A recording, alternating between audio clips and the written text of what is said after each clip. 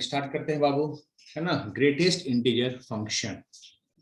चलिए हेडिंग दीजिए, तो काफी इंपॉर्टेंट है। Greatest integer function and fractional part function. Greatest integer function and fractional part function. Fractional part function,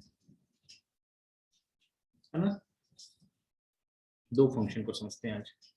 GIF क्या होता है और एफपीएफ क्या होता है। ध्यान दीजिएगा पहले। Greatest integer function, greatest integer function, greatest integer function. Greatest integer function क्या है, इसको हम लोग शॉर्ट में क्या बोलेंगे, जीआईएफ। जीआईएफ क्या है ये फंक्शन, इसका डेफिनेशन समझते हैं पहले, है ना। इसको कैसे डिफाइन किया गया, इस मशीन को कैसे बनाया गया, इस फंक्शन को पहले बनाने वाले ने कैसे डिजाइन किया है, इसका क्या प्रॉपर्टी है, ये सब समझते हैं। इसका डेफिनेशन देंगे, if we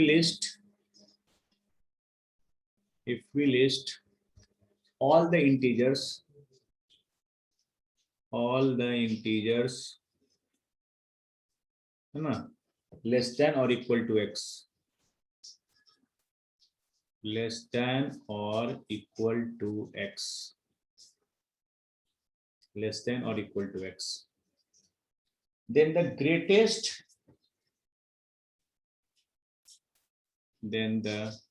greatest integer among them, greatest integer among them is called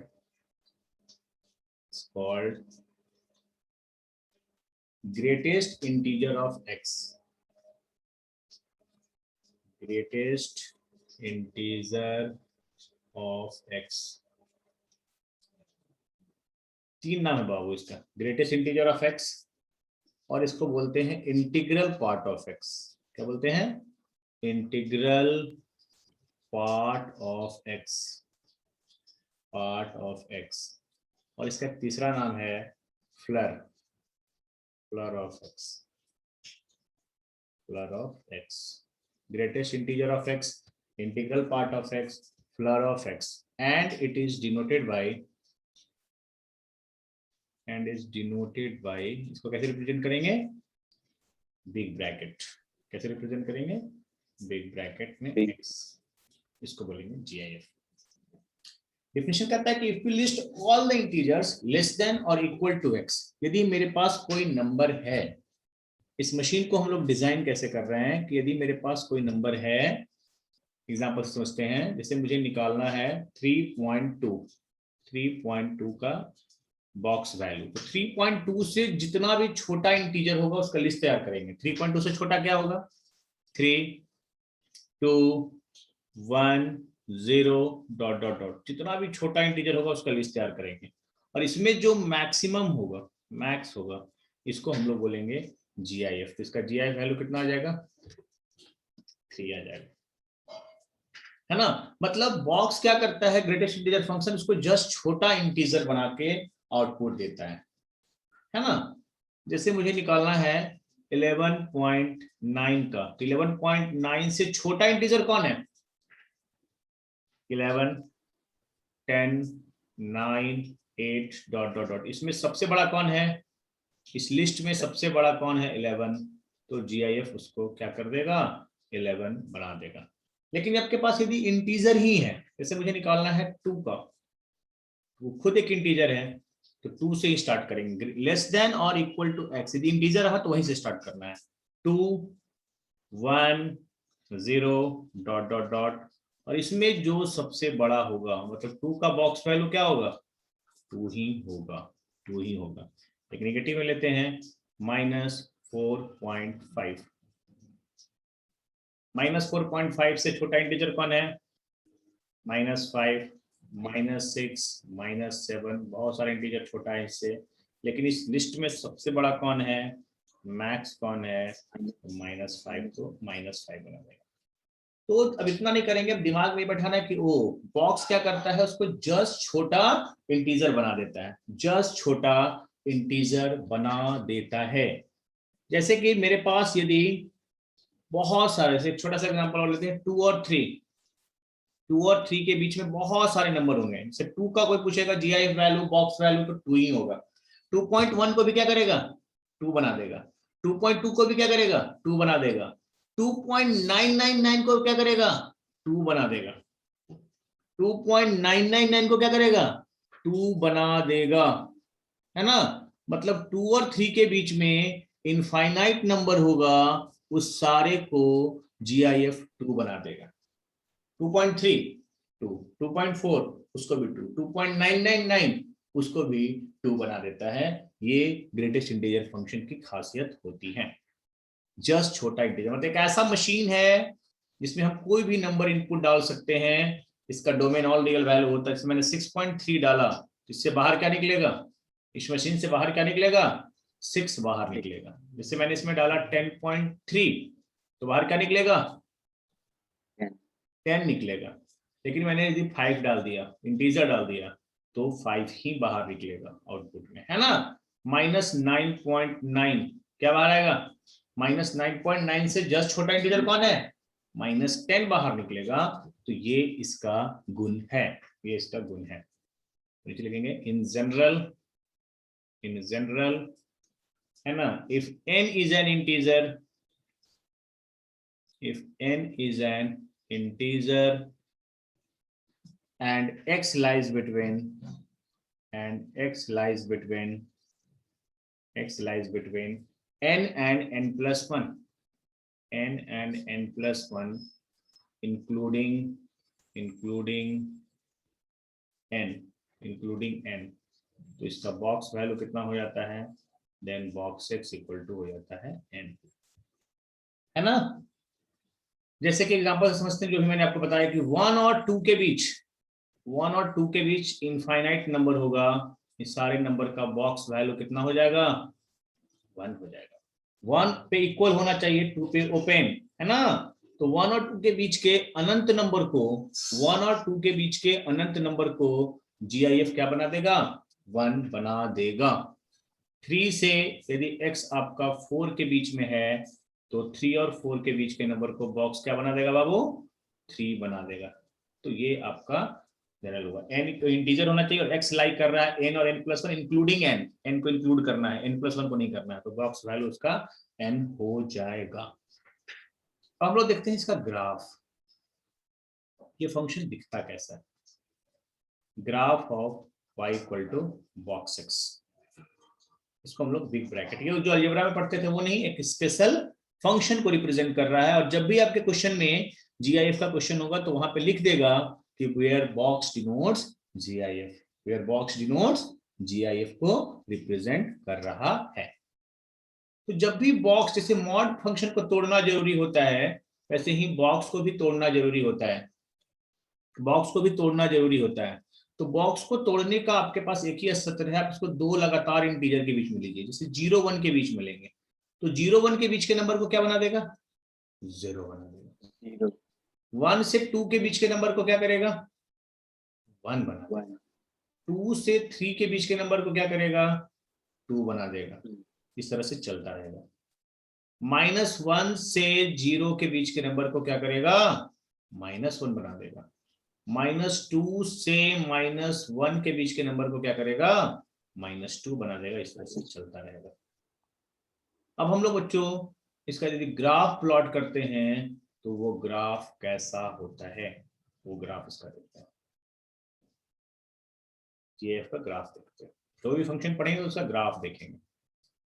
तो 0 1 2 3, हमको बस नेचर समझना है इसका। 4 इधर -1 -2 -3, छोटा बना देता है ना। तो 0 1 के बीच में इनफाइनाइट नंबर होगा, 0 1 के बीच में क्या बना देगा, 0 बना देगा। ग्राफ को अलग कलर से बना रहा है, यहाँ पे होगा सॉलिड डॉट और यहाँ पर होगा ओपन, ये होगा, ये इस लाइन मिलेगा। मतलब y इक्वल टू 0 लाइन किसको रिप्रेजेंट करता है, x एक्सिस को। तो x एक्सिस का वही पोर्शन लेना है जो 0 1 के बीच में हो।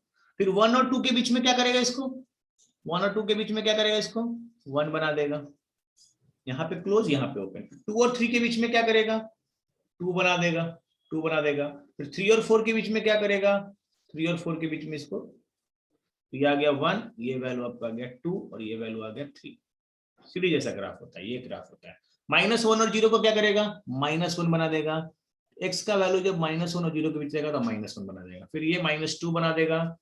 इस तरह से ये आपका जो दिख रहा है हरा वाला, ये ग्राफ है आपका y = box x का, y = box x का। तो GIF क्या करेगा, उसको जस्ट छोटा इंटीजर बना देगा, इसको फ्लर भी कहते हैं, नीचे ला जाता है ना, तो जस्ट छोटा इंटीजर बना देता है। जब भी ग्राफ लिखे बनाएंगे तो हम लोग उसमें सारा कुछ समझेंगे। इसका डोमेन क्या होगा बच्चे, डोमेन क्या होगा, तो डोमेन होगा ऑल रियल वैल्यू। इसको कोई प्रॉब्लम नहीं, कहता है इनपुट मुझे में कुछ भी डालो ना, -∞ से इन्फिनिटी, हमको कोई दिक्कत नहीं है ना, लेकिन मेरा रेंज क्या होगा, इसका रेंज क्या होगा, रेंज हमेशा इंटीजर होगा, इंटीजर होगा। कोई बोल दे कि box x = 4.2, बस उसको देख के मुस्कुराना है, यो बेवकूफ बना रहे हो, है ना। बॉक्स का वैल्यू कभी 4.2 हो ही नहीं सकता है। उसका जो आउटपुट होगा इस मशीन से जो भी निकलेगा आउटपुट, वो एक इंटीजर होगा। कंटिन्यूटी पे क्या चर्चा कर सकते हैं बाबू, कंटिन्यूटी पे, तो y = box x is discontinuous है ना, at all integral point, discontinuous at all integral point। all integral point पे क्या है, discontinuous है, all integral points पे discontinuous होता है। 1 पे, 2 पे, 3 पे, सारे इंटीग्रल पॉइंट्स पे ये डिसकंटिन्यूअस होता है। तो ये था आपका ग्रेटेस्ट इंटीजर फंक्शन। अब हम लोग नेक्स्ट देखते हैं, है ना, नेक्स्ट फंक्शन पढ़ते हैं, fractional part function. Fractional part function, fractional part function क्या होता है, लिख लीजिएगा, fractional part function, fractional part function. Fractional part function को शॉर्ट में क्या बोलेंगे, हम लोग बोलेंगे FPF। FPF ये क्या होता है, इसको कैसे डिफाइन किया गया है ना, तो ये होता है the difference between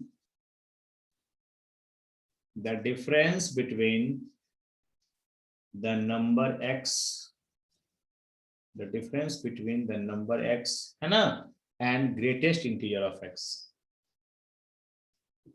and greatest integer of x। कोई नंबर और उसके ग्रेटेस्ट इंटीजर ऑफ x का जो डिफरेंस होगा, है ना, उसको हम लोग कहेंगे is called fractional part of x, is called fractional part of x। उसको डिनोट कैसे करेंगे बाबू, and is denoted by, इसको हम लोग सिंबल कैसे दिए हैं, curly x, denoted by curly x, इसको curly ब्रैकेट में डिनोट करेंगे curly x। यानी फ्रैक्शनल पार्ट फंक्शन क्या है, कोई भी नंबर x और उसका जो इंटीग्रल पार्ट है GIF है, उसका डिफरेंस है। यानी आपका जो कर्ली x है वो है x minus box x, x minus box x को कर्ली x कहते हैं। और कर्ली x का वैल्यू 0 से 1 के बीच में होता है, 0 से 1 के बीच में होता है, नॉन नेगेटिव क्वांटिटी है ना, ये हमेशा 0 पे क्लोज होगा और 1 पे ओपन होगा, ये 0 और 1 के बीच में ही लाई करेगा। जैसे मुझे किसी नंबर का फ्रैक्शनल पार्ट निकालना है 2.3, तो कैसे निकालेंगे, 2.3 में से बाबू घटा देंगे उसके बॉक्स वैल्यू को, कितना आ जाएगा, 2.3 में से यदि हम 2 घटा देंगे तो कितना आ जाएगा, 0.3 आ जाएगा। यदि मुझे इंटीजर का निकालना है 10 का, तो 10 में से 10 घटा देंगे 0 हो जाएगा, है ना, 10 में से 10 घटाएंगे तो ये आ जाएगा 10 - 10, ये आ जाएगा आपका 0। लेकिन -4.7, -4.7 का कितना आ जाएगा, 0.3, -4.7 माइनस ऑफ -4.7 का बॉक्स, है ना, दिया जाएगा -4.7 -5 से बन जाएगा +5, यहां से आ जाएगा 0.3। यानी नंबर यदि पॉजिटिव हुआ तो जो डेसिमल पार्ट होता है पॉइंट के बाद ये देगा फ्रैक्शनल पार्ट, और नंबर यदि निगेटिव हुआ तो 1 में से घटाने के बाद देगा, ये आपका देगा फ्रैक्शनल पार्ट देगा, है कि नहीं। यानी फ्रैक्शनल पार्ट का वैल्यू हमेशा 0 और 1 के बीच में होता है, 0 और 1 के बीच में होता है। यानी किसी नंबर में दो पार्ट होता है, बॉक्स एक्स और करली एक्स, बॉक्स एक्स और करली एक्स। जैसे मेरे पास कोई नंबर है 12.7, इसमें दो पार्ट होगा, 12 और 0.7। 12 देगा इसका बॉक्स वैल्यू और 0.7 देगा इसका फ्रैक्शनल पार्ट वैल्यू, है ना, इंटीग्रल पार्ट, और ये देगा इसका फ्रैक्शनल पार्ट। तो किसी भी नंबर को हम लोग लिख सकते हैं box x plus curly x, x को लिख सकते हैं box x plus curly x, ठीक है। अब आप ये पता चल गया कि करली का होता क्या है, और ये 0-1 के बीच में ही होता है। अब देखते हैं इसका ग्राफ कैसा होता है। इंटीजर का करली कितना होता है, 0 होता है, और बाकी दूसरे नंबर का 0-1 के बीच में होगा, है ना। तो बनाइएगा heading graph of y equal to curly x, graph of y equal to curly x. तो करली एक्स क्या होता है, करली एक्स होता है x माइनस बॉक्स एक्स, और बॉक्स को तोड़ने का एक ही हथियार है आपके पास कि दो लगातार इंटीजर के बीच में लीजिए, दो लगातार इंटीजर के बीच में लीजिएगा बाबू, तो बॉक्स इसको छोटा इंटीजर बना देगा। जैसे हम 0 से x का वैल्यू 1 के बीच में लिए तो ये इसको 0 बना देगा, तो x हो जाएगा। 1 से 2 के बीच में लेंगे, 1 से 2 के बीच में, तो ये इसको 1 बना देगा, तो ये आ जाएगा x माइनस 1। 2 से 3 के बीच में लेंगे तो 2 बना देगा, तो ये आ जाएगा x माइनस 2, और इस तरह से चलता रहेगा। और इधर लेंगे -1 से 0 के बीच, -1 बना देगा, ये आ जाएगा x प्लस 1। ये सब किसका ग्राफ है, ये है आपका, है ना, स्ट्रेट लाइन, स्ट्रेट लाइन है। y equal to x, y equal to x minus 1, y equal to x plus 1, सब क्या है, स्ट्रेट लाइन है, स्ट्रेट लाइन है। y equal to x is a straight line passing through origin, origin। y equal to x minus 1, इसके 1 unit नीचे आ जाएगा, y equal to x minus 2, 1 unit नीचे, और x प्लस 1 लाइन 1 यूनिट ऊपर। This is the line y equal to x, x minus 1, x minus 2, और ये है आपका x plus 1। अब इस फंक्शन को पढ़ते हैं, क्या कह रहा है ये कह रहा है कि जब x का वैल्यू 0 से 1 के बीच में है, जब x का वैल्यू 0 से 1 के बीच में है, मतलब यहां तक, है ना, तो आपको y equal to x line लेना है, मतलब ये लाइन लेना है, ठीक है। जब x का वैल्यू 1 से 2 के बीच में है तो आपको लेना है x माइनस 1 लाइन, तो 1 और 2 के बीच लेना है x माइनस 1 लाइन, ये लाइन लेना है, यहाँ पे क्लोज और यहाँ पे ओपन। फिर 2 और 3 के बीच में लेना है आपको x माइनस 2 लाइन, यहाँ पे क्लोज, यहाँ पे ओपन, और इधर आपको लेना है -1 to 0 में x प्लस 1 लाइन लेना है, ये है आपका x प्लस 1 लाइन, है ना। तो ये जो आपको ग्राफ रेड वाला दिख रहा है, यही आपका है किसका ग्राफ, फ्रैक्शनल पार्ट फंक्शन का, ये वाला, इस तरह से ये वाला ग्राफ है आपका y इक्वल टू करली x का ग्राफ है। ये ग्राफ इंपॉर्टेंट होता है और इस ग्राफ को याद ही रखना है ना, इस ग्राफ को याद ही रखना है। इस ग्राफ से हम लोग क्या क्या निकाल सकते हैं बाबू, इसका डोमेन, इस फंक्शन का डोमेन क्या होगा, इस फंक्शन का डोमेन क्या होगा, ऑल रियल वैल्यू, कुछ भी डाल सकते हैं, कहीं इसको कोई प्रॉब्लम है क्या, कहीं इसको कोई प्रॉब्लम नहीं है। लेकिन इसका रेंज क्या होगा, का रेंज होगा इंटीजर, सॉरी, इसका रेंज क्या होगा, 0 से 1 के बीच, 0 से 1 के बीच, इंटीजर किसका होता है, GIF का होता है।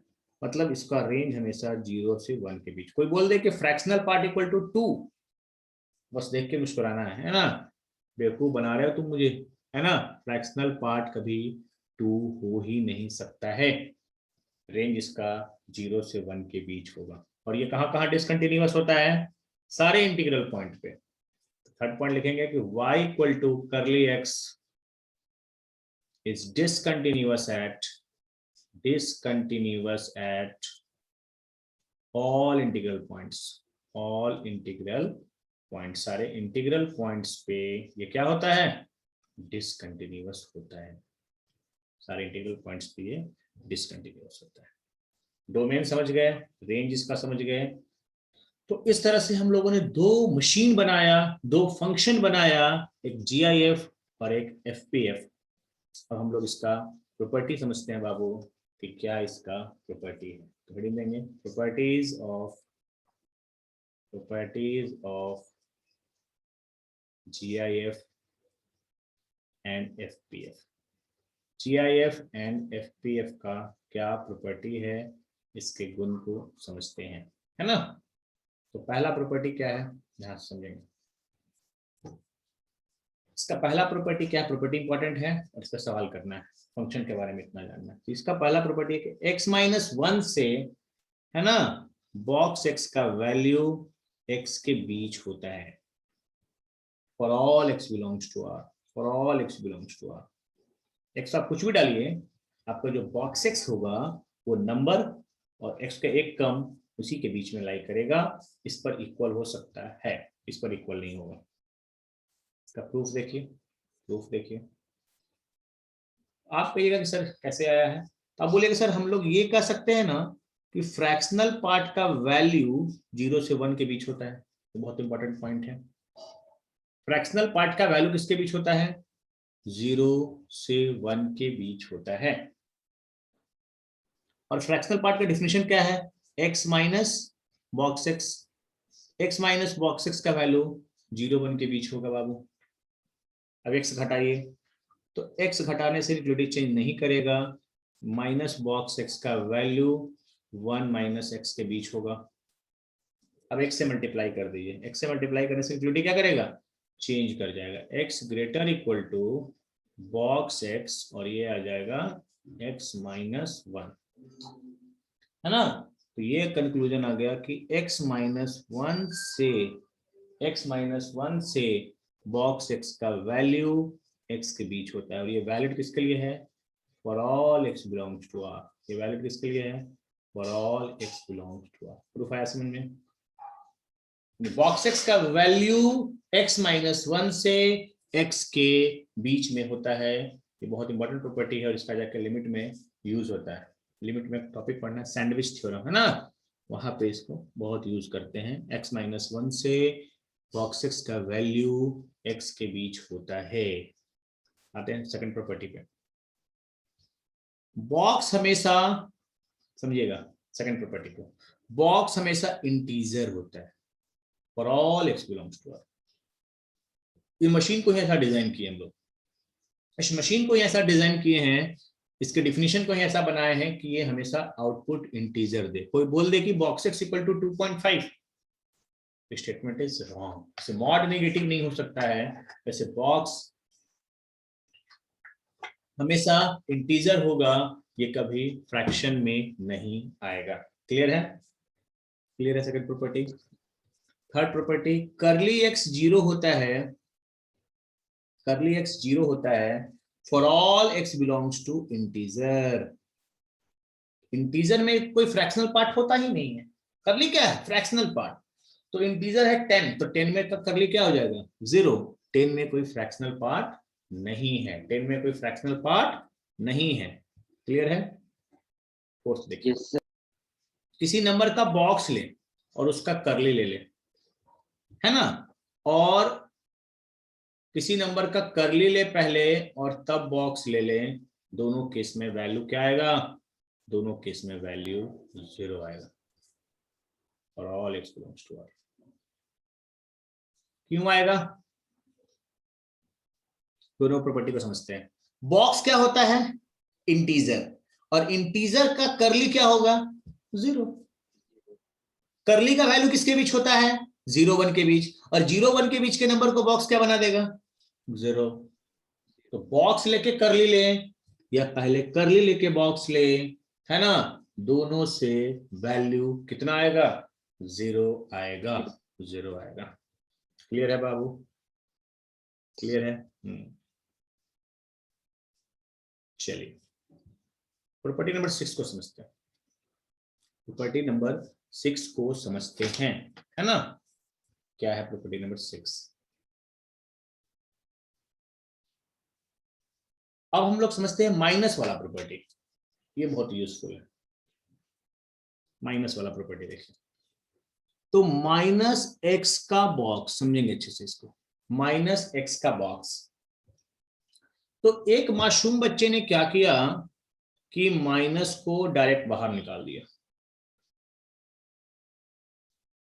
है ना। तो माइनस डायरेक्ट बाहर तब आएगा, है ना, when x belongs to integer, integer होगा।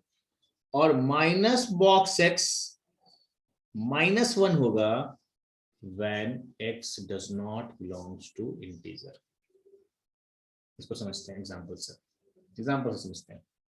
जैसे कि बाबू आपको निकालना है -10 का बॉक्स।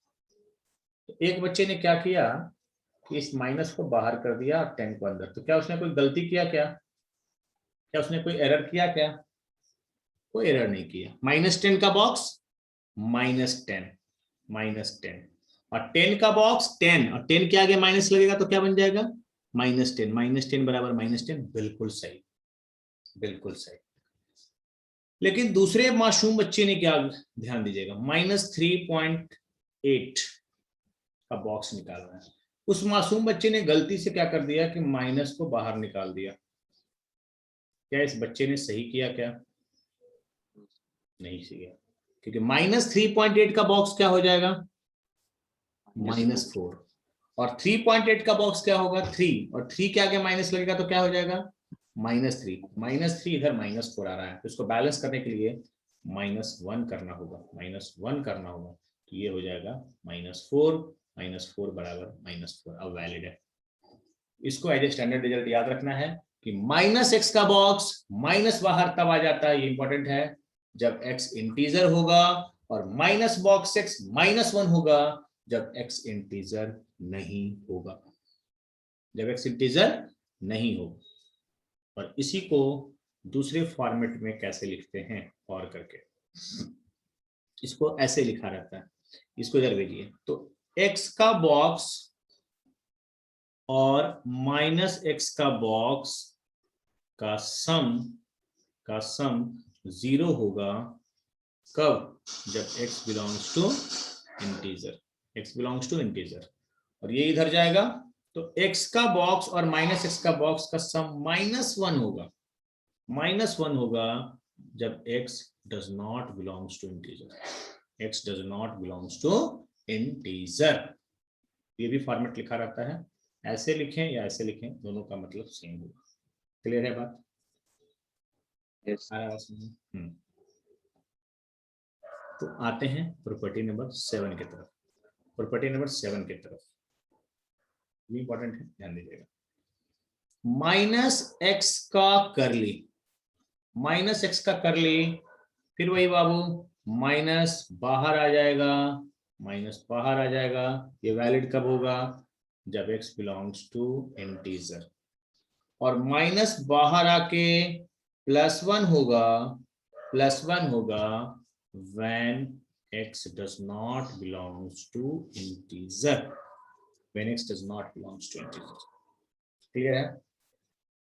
तो माइनस बाहर आके +1 करना होगा, इसमें +1 करना होगा। ठीक है, अब ध्यान दीजिए, इसमें -1 करना था, इसमें +1। एग्जाम्पल समझते हैं। इसे मुझे निकालना है 12 का करली, -12 का करली। तो मैंने क्या किया, माइनस को बाहर कर दिया, तो कोई दिक्कत? -12 एक इंटीजर है, इंटीजर का करली कितना होता है? 0। 12 इंटीजर है, इसका भी कर ली। 0 0 के आगे माइनस लगने से कोई फर्क नहीं पड़ेगा, 0 इक्वल टू 0, वैलिड है, वैलिड है। लेकिन दूसरे मासूम बच्चे ने क्या किया, -6.3 और इसने माइनस को बाहर कर दिया। क्या ये वैलिड है? -6.3 का कर ली 0.7, डायरेक्ट लिख सकते हैं, नेगेटिव है ना, और ये पॉजिटिव है तो ये आ जाएगा -0.3। LHS है 0.7, RHS है -0.3, यहाँ पे +1 करके इसको बैलेंस करना होगा तो ये आ जाएगा 0.7, 0.7। क्लियर है बात? Yes sir. इसी प्रॉपर्टी को दूसरे तरीका से कैसे लिख सकते हैं, और करके लिखिएगा कि curly x plus minus curly x equal to 0 होता है, 0 होता है जब x belongs to integer, x belongs to integer, और 1 होता है जब x does not belongs to integer, x does not belongs to integer. ठीक है, क्लियर है? यस। अब ध्यान देते हैं, कितना हुआ 7। नेक्स्ट प्रॉपर्टी पे आइए, प्रॉपर्टी नंबर 8 पे मेरे बच्चे। प्रॉपर्टी नंबर 8 क्या कहता है कि box x plus n, box x plus n, यदि ये n इंटीजर हुआ, यदि ये n इंटीजर हुआ तो ये बॉक्स से बाहर आ सकता है, ये बॉक्स x और ये n बाहर आ सकता है। ये कब वैलिड होगा? जब n बिलोंग्स टू इंटीजर। समझ में आ रहा है? बॉक्स x प्लस n बाहर आ सकता है जब ये n क्या हो, इंटीजर हो, इंटीजर हो। एग्जांपल समझते हैं, जैसे कि ये है आपका 3.4 प्लस 7, एक बच्चे ने क्या किया कि 7 को बाहर कर दिया। 3.4 बॉक्स के अंदर है, पिंजरा के अंदर, और 7 आ गया आजाद होकर बाहर। क्या ये सही है स्टेटमेंट? 7 प्लस 3 10.4, 10.4 का बॉक्स 10, 3.4 का बॉक्स 3, 3 प्लस 7 10, 10 इक्वल टू 10, बिल्कुल सही है, बिल्कुल सही है। लेकिन दूसरे मासूम बच्चे ने क्या गलती किया, यदि यहाँ पे है 3.4 और यहाँ पे था 6.5, और इस मासूम बच्चे ने इसको बाहर कर दिया, तो 3.4 का बॉक्स और इस मासूम बच्चे ने 6.5 को बाहर कर दिया। क्या इस बच्चे ने सही किया कि गलत किया? सरासर गलत कर दिया। क्या गलती हुआ इसमें, गलती को समझते हैं। 639, 9.9 का बॉक्स 9, और 3.4 का 3 प्लस 6.5, तो ये आ जाएगा 9.5 और ये आ जाएगा 9। कभी नहीं बाहर करना है। ये बाहर तब आ सकता है जब ये क्या हो, इंटीजर हो, जब ये क्या हो, इंटीजर हो, तब ये बाहर आ सकता है। क्लियर है? क्लियर है? Yes sir. इसी प्रॉपर्टी का एक और फॉर्मेट ऐसा भी आता है कि x प्लस बॉक्स x और पूरे का बॉक्स, इसको तोड़ना है, इसका यूज करते हैं। बॉक्स हमेशा क्या होता है, इंटीजर, तो क्या ये इसके चक्रव्यूह से बाहर आ सकता है? जरूर। तो ये box x plus box x कितना हो जाएगा, ये हो जाएगा 2 box x, 2 box x। Clear हुआ? ये पॉइंट क्लियर है? बॉक्स हमेशा इंटीजर होता है, और इंटीजर को हम लोग बाहर कर सकते हैं, n को जैसे बाहर कर सकते थे इंटीजर में, तो ये बन जाएगा 2 बॉक्स x, 2 बॉक्स x। आते हैं बाबू प्रॉपर्टी नंबर 9 की तरफ, प्रॉपर्टी नंबर 9 की तरफ। प्रॉपर्टी नंबर 9 कहता है कि curly x plus n, curly x plus n, n क्या है, इंटीजर है, n क्या है, इंटीजर है, तो x प्लस n का कर्ली, x प्लस n का कर्ली क्या रहेगा, x का ही कर्ली रहेगा, n बाहर नहीं आएगा, यही रह जाएगा। when n belongs to integer, बोलिए ये क्या है सर, इसको समझा दीजिए एग्जांपल से। जैसे कि देखिए, जैसे कि मैं बोलूं कि 2.5 का कर ली, आप क्या बोलिएगा? 0.5 मैं बोल दूं 2.5 प्लस 3 का कर ली, आप बोलेगा सर 3 to 5.5, 5.5 तो 5.5 का कर ली कितना आएगा? 0.5। यहाँ पे इंटीजर जोड़ने से करली की कोई फर्क नहीं पड़ रहा है। जैसे कि हम बोल दें कि 2.5 प्लस 10 जोड़ देते हैं तो 10 to 12.5, और 12.5 का करली कितना हो जाएगा? 0.5। तो कोई फर्क इसको नहीं पड़ा। तो ये आपका ये प्रॉपर्टी हुआ कि x प्लस एन का करली x का करली होता है, लेकिन x प्लस एन का बॉक्स x प्लस एन होता है जब n आपका बाहर जाएगा, उसमें n आपका बाहर कर सकते हैं, इंटीजर होगा तो इसमें n एब्जॉर्ब हो जा रहा है, इसमें ये n क्या हो जा रहा है? एब्जॉर्ब हो जा रहा है। क्लियर है? यस। एक और प्रॉपर्टी देखते हैं आज के क्लास में, फिर कुछ प्रॉपर्टी और अगले क्लास में करेंगे और इस पे फिर बेस्ट सवाल करेंगे, है ना? 10 नंबर देखते हैं। If box x equal to n, कैसे मॉड पढ़ते थे? Box x equal to n और एन आपका इंटीजर है, एन आपका इंटीजर है, तो यहां पे आता है फॉर्मूला एन से एक्स जो रहा होगा वो एन प्लस 1 के बीच में रहा होगा। जैसे मैं